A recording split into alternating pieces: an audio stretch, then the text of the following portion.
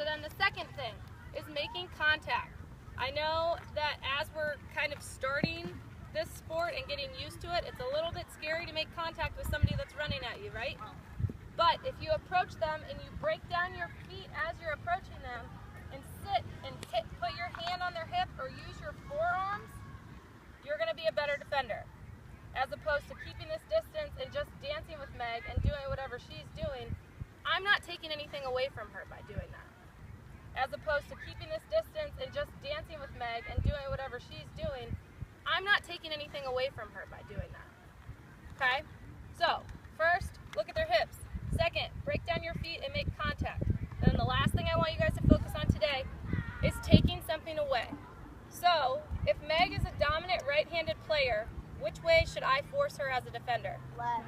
Left, because she's probably not that comfortable with her left hand, right? But if Bree's coming up to me, which way should I force her? Right. Right, because she's a lefty, okay? Does that make sense? So if Meg's coming at me, I do everything I'm supposed to, I'm looking at her hips, I'm breaking my feet down, making contact, I want to force her left. If she goes to roll back right, that's fine. I take a step and I adjust. Does that make sense? And then the last thing I want you guys to focus on today is taking something away. So, if Meg is a dominant right-handed player, which way should I force her as a defender? Left. Left, because she's probably not that comfortable with her left hand, right? But if Bree's coming up to me, which way should I force her? Right. Right, because she's a lefty, okay? Does that make sense? So if Meg's coming at me, I do everything I'm supposed to, I'm looking at her hips, I'm breaking my feet down, making contact, I want to force her left. If she goes to roll back right, that's fine. I take a step and I adjust. Does that make sense? When a team is not in possession of the ball, they are on defense, and every player on the team must have a strong understanding of individual defensive concepts. In the modern game of lacrosse, every player in the field is playing defense when their team is not in possession of the ball. Defenders want to take something away from the ball carrier. Defenders want to take something away from the ball carrier. Having a strong defensive stance and solid defensive positioning allows a defender to contain her opponent and force her to an area she chooses. Containing is far more important than checking. Having a strong defensive stance and solid defensive positioning allows a defender to contain her opponent and force her to an area she chooses. Containing is far more important than checking. The stick should be straight up and down, or slightly off to the left or right, at 10 o'clock or 2 o'clock. Avoid the shopping cart defense, where the stick is at hip level and parallel to the ground, like you were pushing a shopping cart. Defenders need to pay attention to the angles of their sticks. They can't be thrust too far forward or pulled too far back. Defenders grip their sticks with their top hands about 2/3 of the way down the shaft and with a firm bottom hand at the bottom. A defender's balance and speed can be adversely affected by a grip that's spread out rather than compact. The top hand is the guide and the bottom the control. On-ball defenders should always have 2 hands on the stick. Off-ball defenders should have their bottom hand on the stick and have the stick up in the passing lane. Good defenders are always looking to knock down a pass that has been thrown poorly and gain control of the ball, along with keeping the top hand slid 2/3 of the way down the stick and arms away and elbows locked puts you in a strong defensive stance. As a defender, you're entitled to that space between your chest and stick. Guard that space because that's how you are able to control the attack player. If a defender bends her elbows and hugs her stick, breaks her arms, and loses that space in between her chest and stick, she's less able to control the attacker and more vulnerable to getting beat. Take something away. With their defensive stance, defenders want to take something away from the attackers. Teach your defenders to not concede a path to the goal, step up with either their left or right foot as the attacker challenges, to dictate to the attacker where the defender wants her to go. Avoid opening up their hips and allowing the attacker to drive to the cage. Avoid backing up toward the goalkeeper. The on-ball defender must be listening for her teammates to tell her where the help is and must also listen for her goalie's directions. The focus needs to be on body-to-body contact. For example, using a forearm or knuckles to control an offensive player and not stick-to-body contact. It is a major foul if a player initiates stick-to-body or body-to-stick contact. A defender is entitled to her space. If she's able to lock onto her attacker and, using controlled body-to-body contact, dictate where that attacker can go, then she's playing solid, under control defense. She is guiding the attack player with her body, with her feet, her defensive positioning, and her forearm or knuckles. If defenders weren't able or allowed to touch opponents, then attackers would drive down the field unimpeded and go to goal at will. However, coaches, players, and officials all need to take responsibility to make sure players are focusing on body-to-body defense instead of stick-to-body.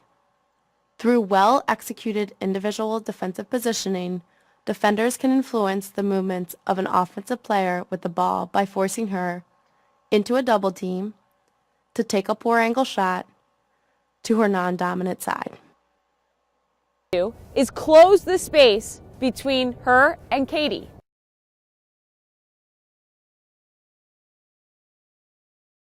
She doesn't want to give Katie a lot of room to make a dodge around her. When approaching the attacker, it's important that you don't run full speed at her. This can lead to overrunning the attacker, and she can easily get by you.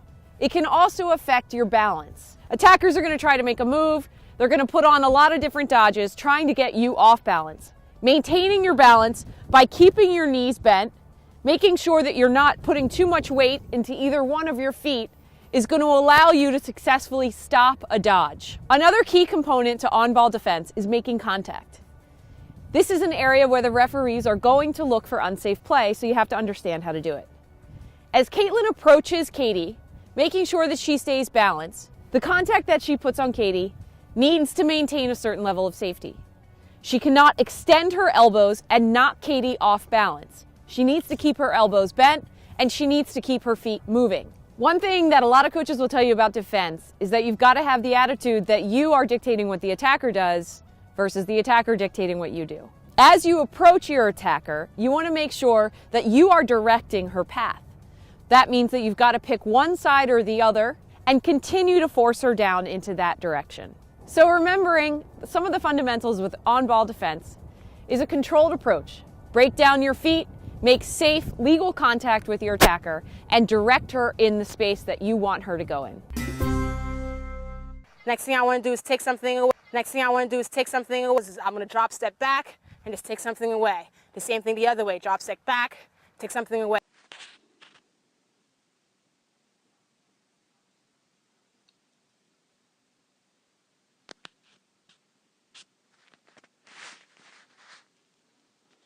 Okay.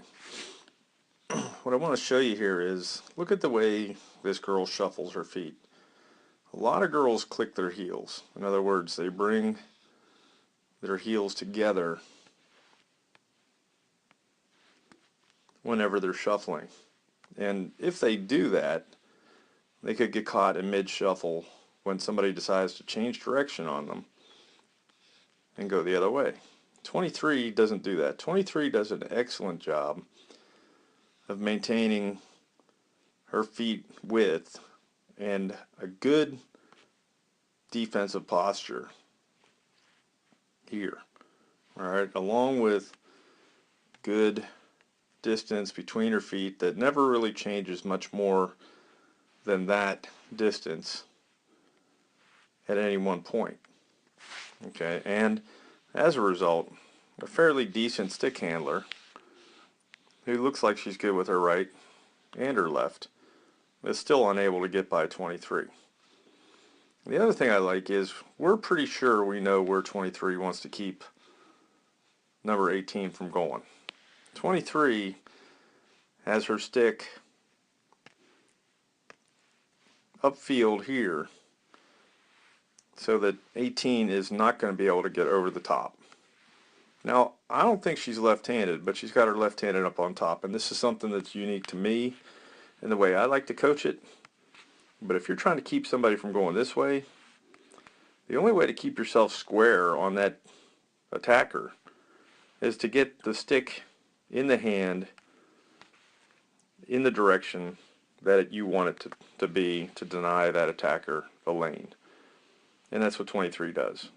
And the result is 18, who's a pretty good stick handler, again, cannot get by her. Blocking is one of the least talked about but most necessary skills of any defender. When a player is defending the ball, she uses her stick to increase her reach. The stick is also a valuable tool when attempting to intercept a pass. The stick cannot be used to hold or detain a player, but can be used to fill the passing lane or the visual path of the ball carrier. Blocking is rarely given its due in organized practices. However, it is an invaluable defensive skill. It requires anticipation, good timing, and hand-eye coordination on the defender's part. Dominant defenders, those who stand out from the rest, make it a point to consistently attempt to block at every practice and in every game.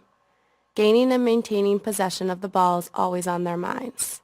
The defensive players who are proactive instead of reactive, those who embrace learning and practicing these particular skills, tend to separate themselves and make important impacts on the outcomes of games. The defender is positioned slightly to the side of the ball carrier when blocking a pass or shot to avoid getting hit with the ball or the follow-through. She mirrors the ball carrier's stick with her own, with either one or two hands on her stick, depending on the height required. As the ball carrier releases the pass or shot, the defender extends her stick vertically by sliding the stick through the top hand to meet the ball as it leaves the stick, blocking the pass or shot. The timing of the stick extension is critical and coincides with anticipating when the ball carrier will pass. Don't be tempted to angle the stick too far forward toward the defender. Keep it straight up and down and mirroring the attacker's stick.